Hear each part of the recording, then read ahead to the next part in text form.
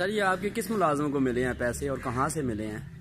ये जी हमारे मुहाफ़िज़ हैं ज़हीर अब्बास 131 और इब्रार हुसैन से सऊदी, ये मुहाफ़िज़ हैं दोनों। इनको लारी अड्डा से आज ये 15,000 वाले 34 प्राइस बांड मिले हैं, जिनकी कीमत तकरीबन 5,10,000 बनती है। इन्होंने ला कर मुझे दिए हैं। फिर हमने मस्जिद में ऐलान करवाया, डुमेली में मसाजिद में ऐलान करवाएं, जिनसे थोड़ी देर पहले ही ऐलान से एक आदमी आ गया, ये वाजिद महमूद, जिसने बताया कि ये प्राइस बांड मेरे गिरे हैं।